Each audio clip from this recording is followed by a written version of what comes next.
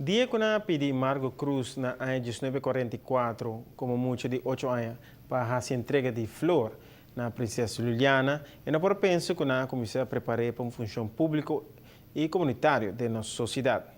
Emily a faz o seguinte relato.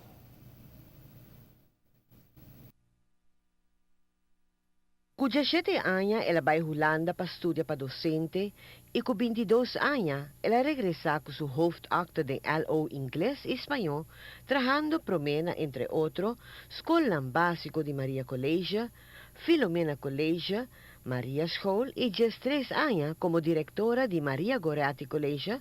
Promeco ela vai trabalhar de Maternidade Huishoudschool, caminda na 1977, ela vira e diretor de escola também.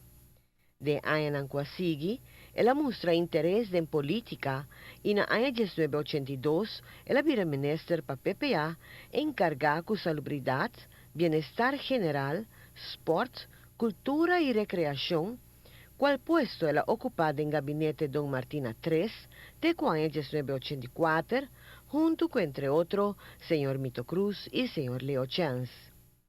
E caminda Margo alaga su stempel más grande atrás da de enseñanza y de su trabajo social como un líder de Antilliaanse Meisjesgilde desde su fundación en 1960.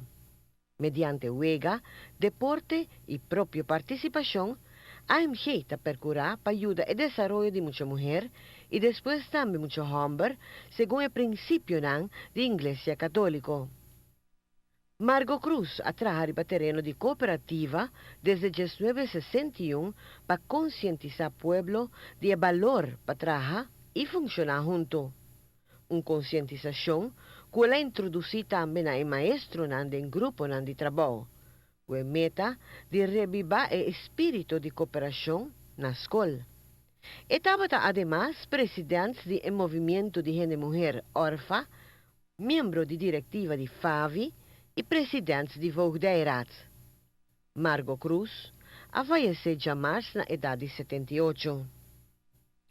E hopi anyanang que ela dedica na juventude para den e para for de ensinança, merece a gratitude de nossa comunidade. Sua dedicação hace uma diferença de hopi hogar. Com Margo, descansa na paz. Nós desejamos a família de Margo Opi força de momento não difícil aqui. Já sabamente nuevo Margo lota reposada em Missa Imaculada Concepción na Santa Cruz, para depois de Jesus receber na seu último lugar de sossego na Santana de Santa Cruz.